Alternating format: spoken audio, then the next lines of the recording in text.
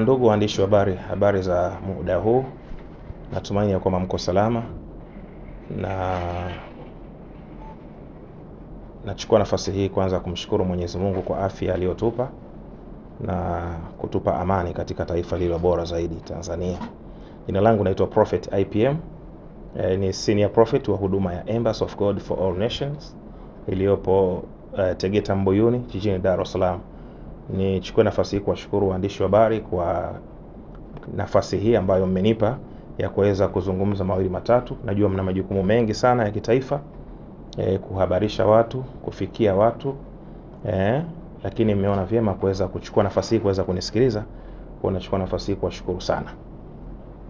Nina maneno machache sana ya kuzungumza na nyinyi, hasa kwa msimu huu wa Pasaka.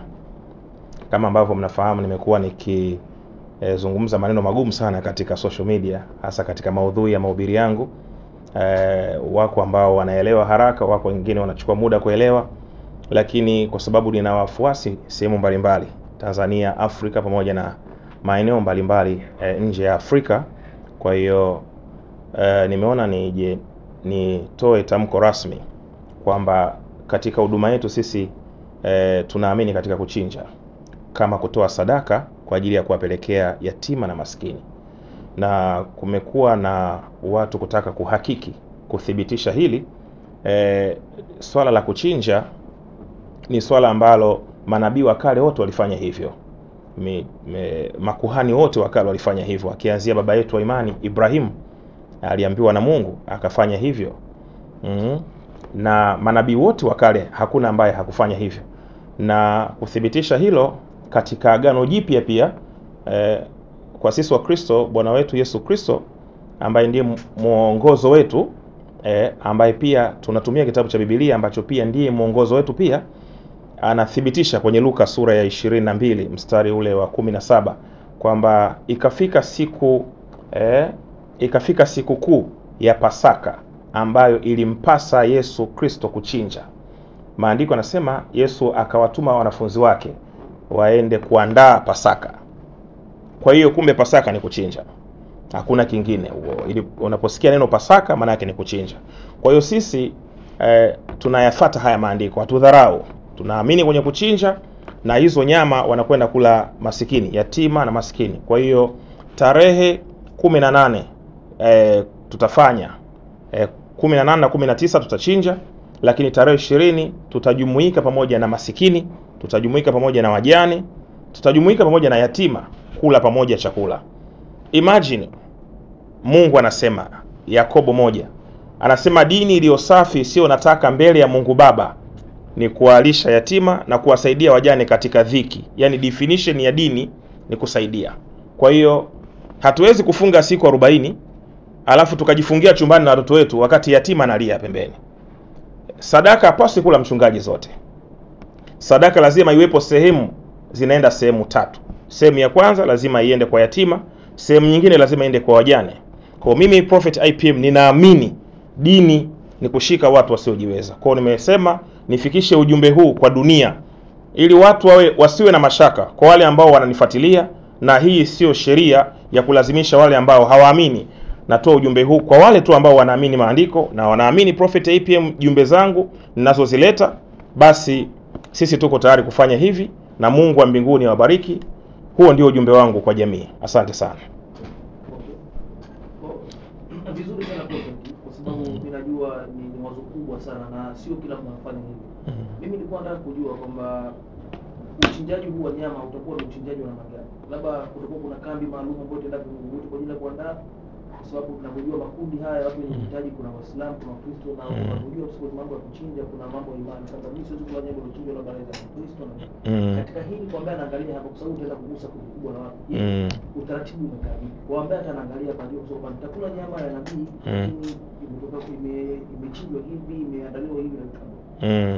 Lakini pia kuongezea hapo, kuna vituo vingi sana vya yatima kwa Dar es Salaam, hata sana ambao wapo Kigamboni, Mbagala, na uhitaji watafutwa vipi na hiyo sadaka?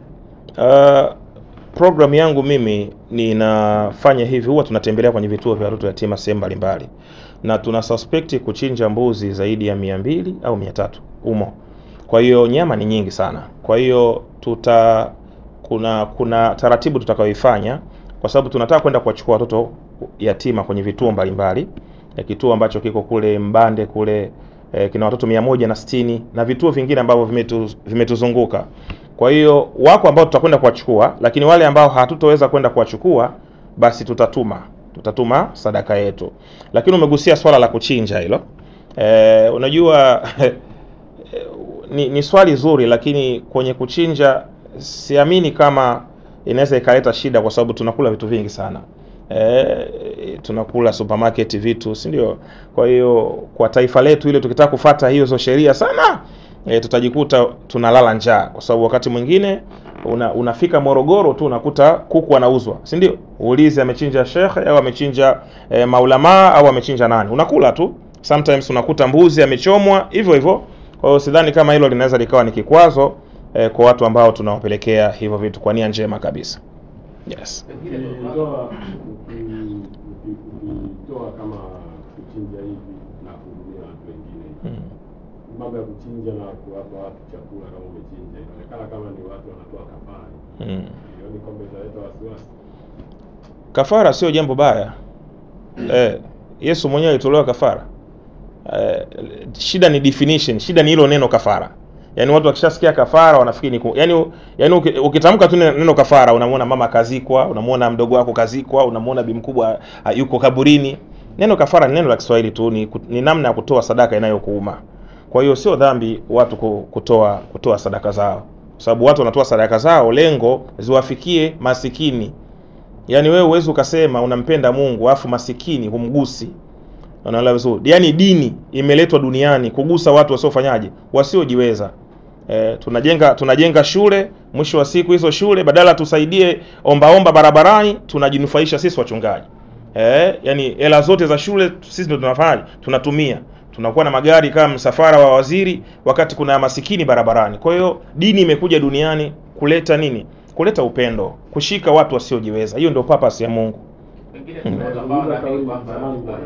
Umezungumza kauli ya kuwa na magari na msafara, lakini ukirejea kwenye maandiko mnasema kwamba kila mtu anakula kwenye meza yake, sio? Sasa unapozungumzia magari, si ndio unajifananisha kwenye meza yako? Maandiko yamesema hivi, leteni zaka kamili nyumbani mwa Bwana ili pasikosekane chakula. Mchungaji lazima apate chakula. Unaelewa vizuri? Na maandiko walikuwa nasema hivyo mwanzoni kwa sababu wachungaji walikuwa wafanyi shughuli nyingine. Yaani walikuwa wao ni kanisa tu.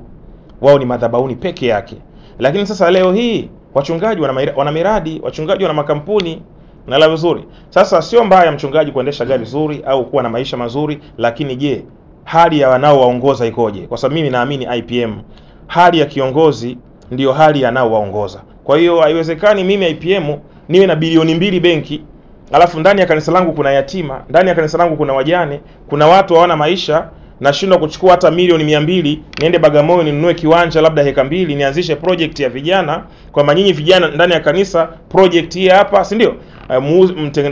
Mfuge kuku au mfuge mifugo kwa ajili ya kutaka kuwainua vijana. Kwa hiyo mimi naamini katika upendo. Wasiwasi wa watu wengi ni kwamba makanisa ambayo yapo sasa hivi ni kama miradi fulani tunafanya ujasiriamali.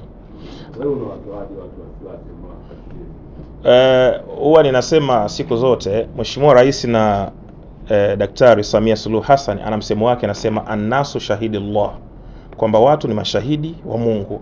Unapofanya jambo katika jamii, watu wana akili, watu wanaona, wanajua huyu ni mtumishi wa Mungu, haya ni manyanga. Unaelewa vizuri? Kwa hiyo mimi siwezi kuja hapa mbele ya media nikaanza kujitetea, jamani mimi niko real. Mwandishi wa habari mmoja aliniuliza swali, kwa nini unafuatiliwa na wanaume asilimia kubwa? Unaelewa vizuri? Nikamwambia mimi sifundishi mihemuko, sifundishi misisimko, kwamba pokea gari, pokea mume, pokea nyumba, no. Mimi nakufundisha sheria na kanuni za maisha. Alafu hizo sheria na kanuni za maisha wewe utazipima kwa akili yako. Anachokiongea IPM kina make sense au ni ujinga? Kwa sababu mimi IPM siwezi kuwa na akili zaidi ya watu milioni 70 katika taifa hili. Kwa hiyo watu wenyewe wataamua tu, watachagua okay, huyu jamaa yuko anachozungumza ni fact au ndo wale. Sababu huwezi kupinga uongo. Uongo upo duniani. na 90% dunia imejengwa kwa uongo. Kwa hiyo ukweli ni mchache sana. Sasa huo ukweli wanaotakiwa kujua ni ninyi na sio mimi kuanza kujitetea na kadhalika. Yes. Tunashauriwa kutoa hizo kafara na hasa wale ambao wamekuwa wakisisitiza sana. Pia hapa nyuma ilikuwa ni kampeni ama kushawishi mafundi watu wanaofanya ujenzi waweze kufanya hizo kafara. Pengine kuna siri gani kati ya utajiri na kutoa kafara? Siri iliyopo ni mfumo wa Mungu. Mungu ndo amesema hivyo kwenye Mwanzo 22.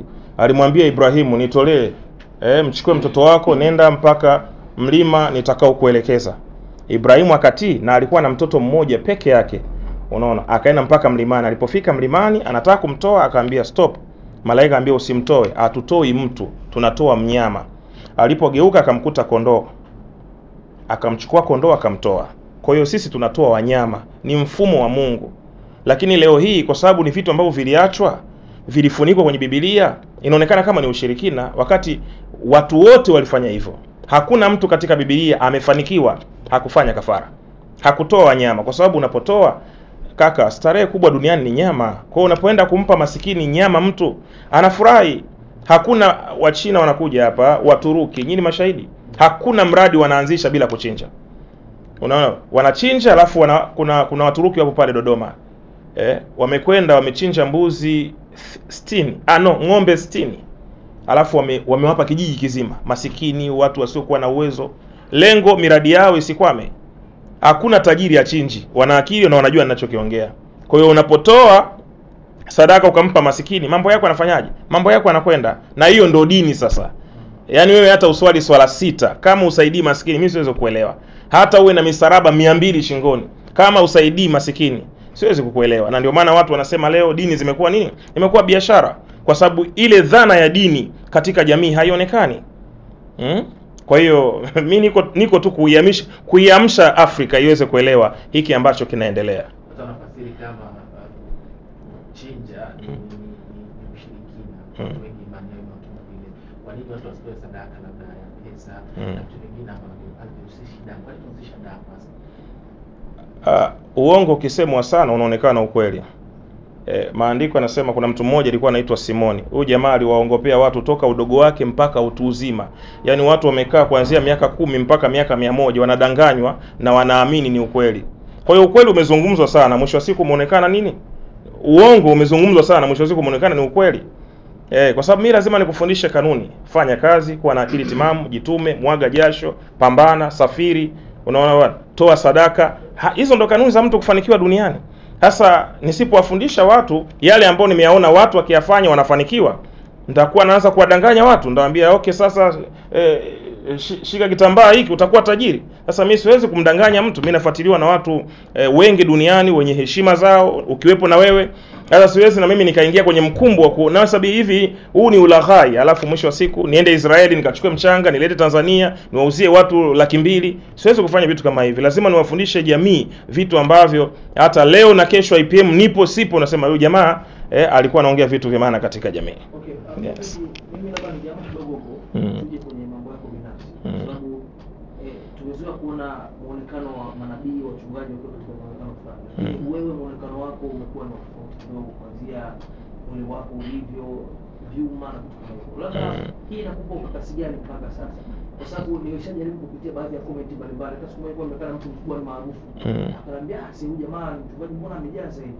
So nilishindwa kujibu kwa sababu yani sikutaka kueleza mengi kwa sababu nilikuwa sijakujua vizuri. Mimi nilikuwa nataka tu uambie wa Tanzania. Maandiko yanasema mazoezi ya mwili yafaa, lakini neno la Mungu likae kwa wingi mioyoni mwenu. Mimi napenda mazoezi. Sipendi kuwa na mwili ambao yani unajua unashindwa hata kufunga kiatu. Lakini ukifanya mazoezi unaweza kuperform vizuri vitu vingi. Lakini hata kuhubiri unakuwa unahubiri, unakuwa ule yani unahubiri kama vile unakuwa kama vile unalazimishwa, yani unakosa hata ile balance. Kwa hiyo ukifanya mazoezi unakuwa na afya njema, unakuwa na appearance nzuri, ngozi inanyoka. Performance katika mapenzi, mnafahamu vijana nyinyi, unaona bwana, uwezo ukasema una perform mapenzi tumbo liko kule, na lazima tunaogopa kukimbiwa na wake, vitu kama hivyo. Lakini mazoezi mimi ni nature yangu, sababu toka zamani mimi nafanya mazoezi. Sipendi kuishi kizembe. niangushe lakini tusumbuane kidogo. Yeah. Prophet, nadhani utakuwa mtu wa pili nadhani kwenye kuzungumzia swala hilo la kafara. Yupo mtu pia ambaye kwa anatoa elimu na anazungumza sana kuhusu masuala ya kafara. Ndugu yetu anaitwa Chief Godlove. Lakini watu wengi wanasema huyu kijana anapotosha jamii kwa sababu anasema mafanikio yake yanatokana na hizo kafara ambazo anafanya kuchinja wanyama kama mbuzi na ng'ombe. Labda sasa wale watu ambao wana huo mtazamo kwamba ni njia ya ushirikina kama baba alisema ya mwenzangu hapo, lakini hawaamini katika mafanikio pia ya huyo kijana kwa anatokana na hizo kafara. Kuna kitu kinaitwa local investigation, kuna kitu kinaitwa commitment investigation, kuna kitu kinaitwa normal investigation. Huwezi kulihakiki jambo bila kufanya uchunguzi. Sasa Chief Godlove ni kijana wa Kitanzania, anapambana, anatoa hizo elimu na kadhalika. Mimi sijapata muda wa kumfuatilia, yani kuzama kabisa nimfuatilie nini anakiongea. Lakini pia siwezi kumuingilia kwa sababu sijui kanuni anazozitumia. Mafanikio ni sheria na kanuni. Kwa hiyo sijui ni sheria zipi na kanuni anazozifanya mpaka kuweza kuwafanikisha hao labda anaosema na wafanikisha na kadhalika. Lakini pia IPM ni mtu ambaye naangalia sana mazuri kuliko mabaya. Kwa hiyo maybe kama kuna jambo anafanya jema katika jamii, basi acha nimsupport. Lakini kama anafanya baya pia, tuko duniani, muda unazungumza kila kitu, muda usahau, muda uongopi. Hivyo. Hapo kwenye kafara ndugu. Kwanza hongera kwa sababu unatupa elimu na kutufahamisha mengi. Nataka nijikite kwenye Ukristo. Kutoka 12 inaeleza wazi kabisa kwamba mapigo 10 aliyotoa Mungu 9 hayakumhusisha binadamu na hakuwa na mchinjaji. Kwenye 12 pale inasema pigo la 10 Mungu aliwahusisha Wanaisraeli na alisema wachinje wapake kwenye ubao ili malaika sipite. Kutoka. Lakini Agano Jipya kwenye Wakorintho wa kwanza wanasema Yesu Kristo mwenyewe ameshafanyika Pasaka. Hivyo ninyi muende kwake kwa kutoa dhabihu na shukrani.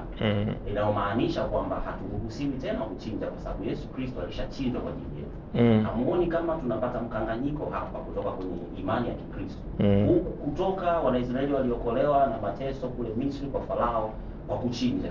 Lakini Wakorintho wa kwanza inatueleza kwamba Yesu Kristo alifanyika Pasaka. Alitolewa sadaka kwa ajili yetu.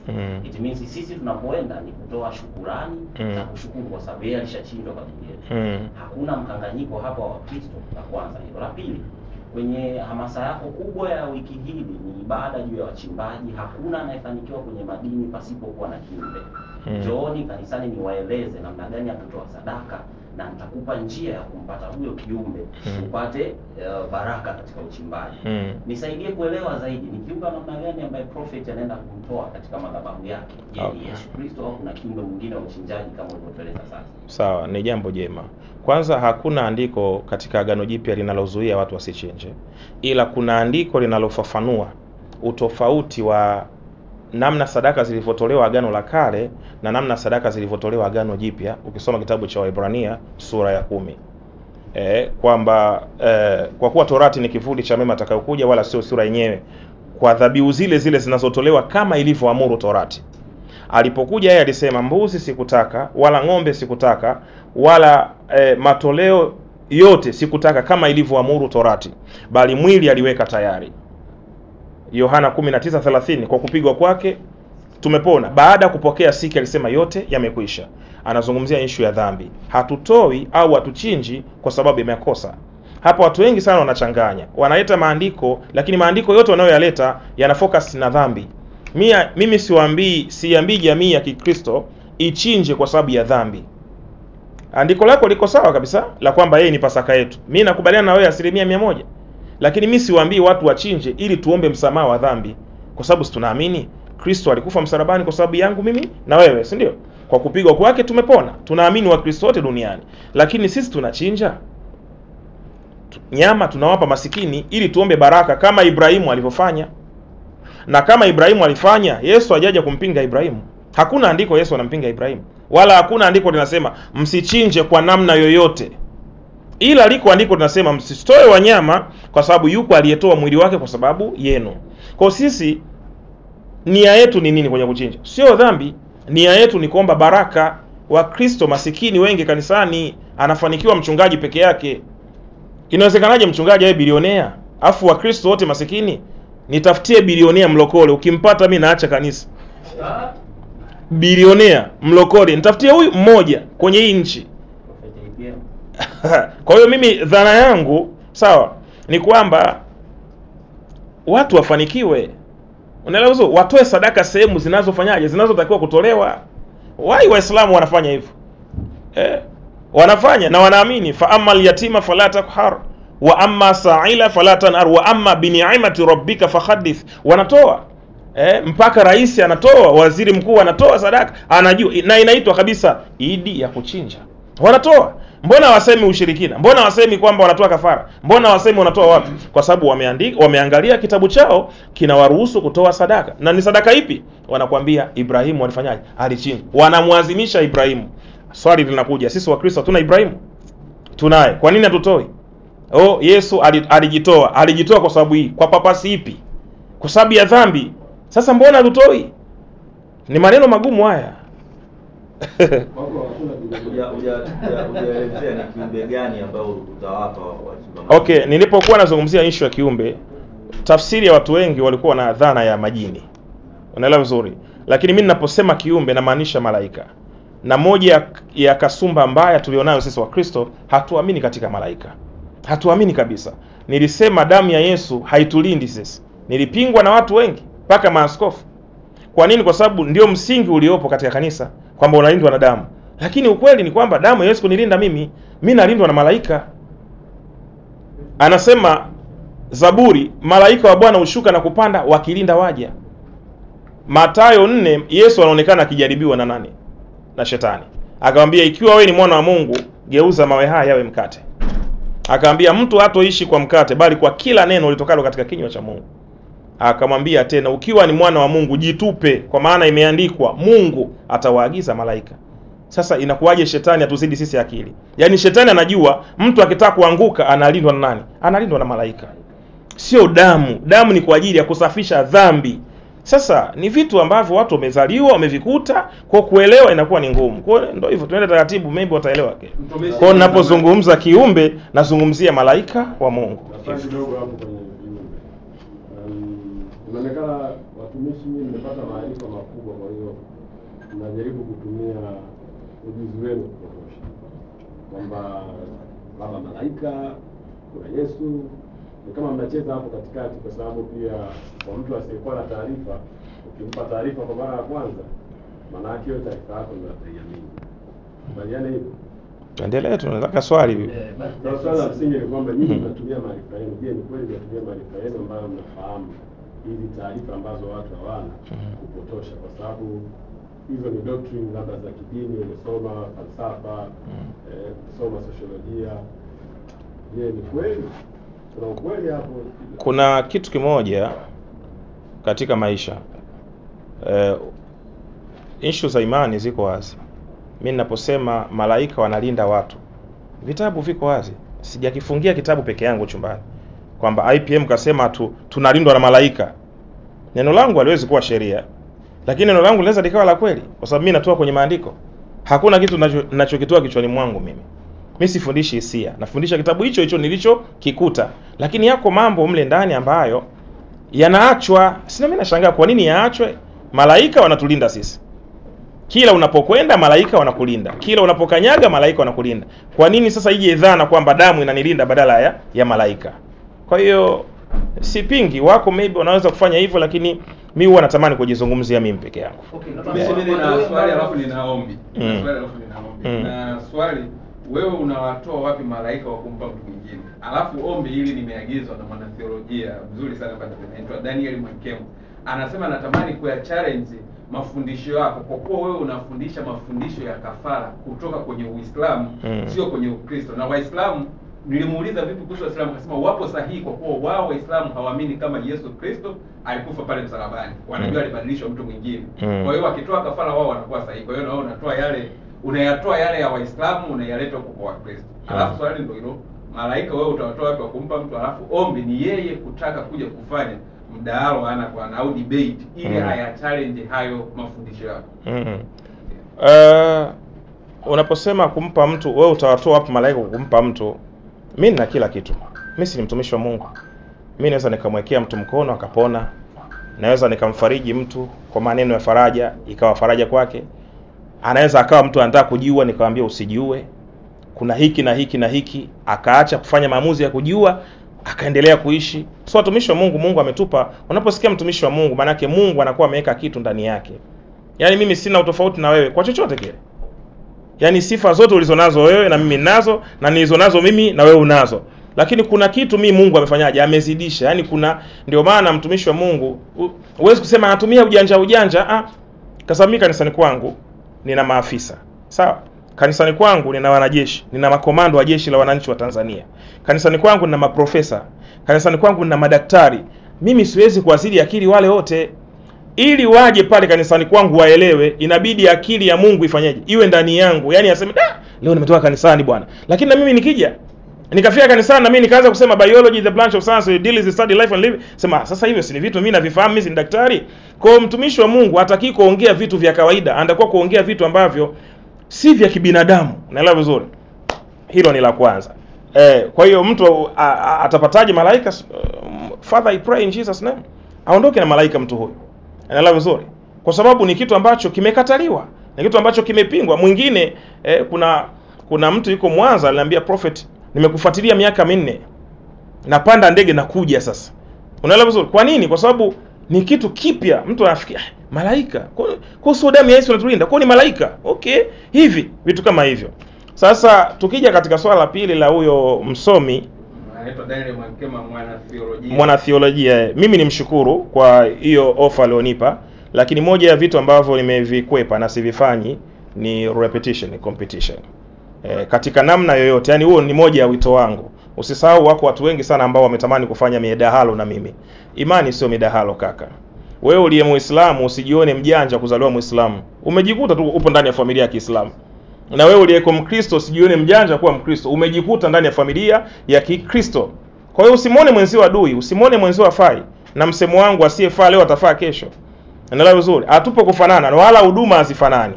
Unaona? Kwa sababu nitamuita yeye, tutakaa kwenye meza, tutaanza hatutafika mwafaka.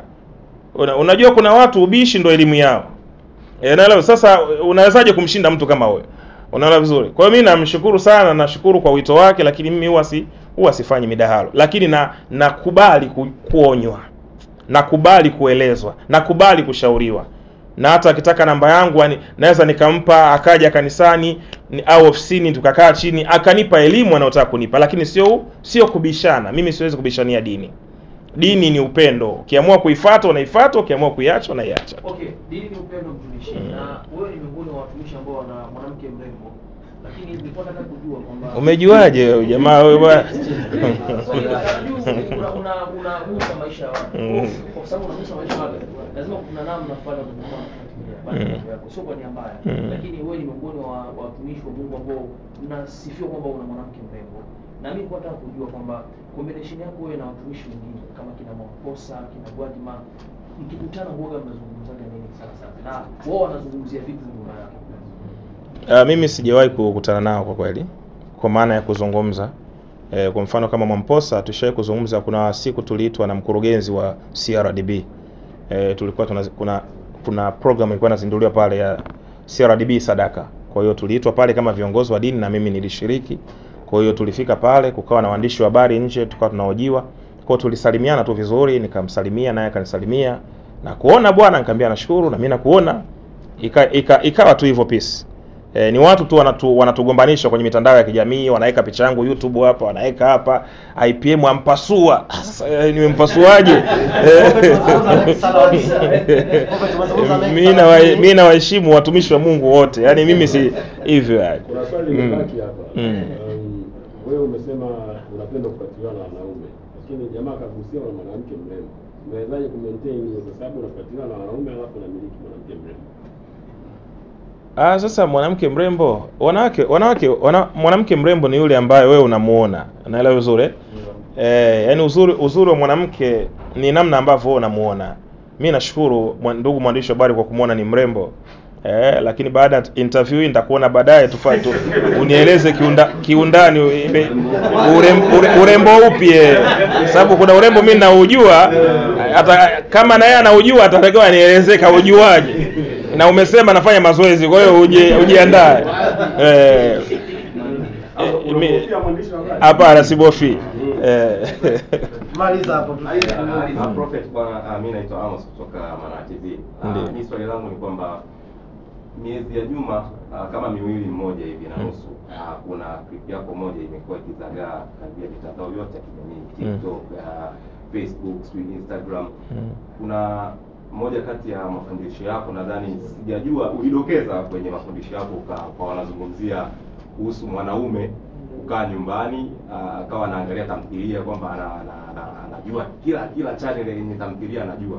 Na maoni ya watu kwenye comments wakawa wanasema mbona kama mtumishi anaingilia fani za watu, kama yani wakaona kama ulikuwa unawachafua watu wa Bongo Movie. Unalipi kusema? Mimi katika mafundisho yangu na focus sana watu wafanye kazi, watu wapambane, watu wamwage jasho. Hakuna cha bure duniani kaka. Ni vizuri. Sasa kwenye mafundisho ndio hizo clip, yani mtu anakata, anarusha. Ni vizuri.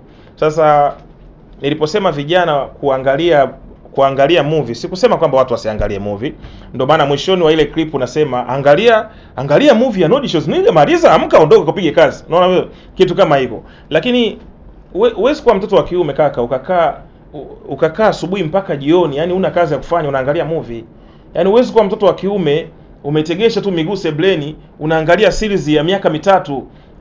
Isidingo toke naanza mpaka leo unaijua kila kona. Yani utafanya sangapi kazi? Utapambana sangapi katika maisha?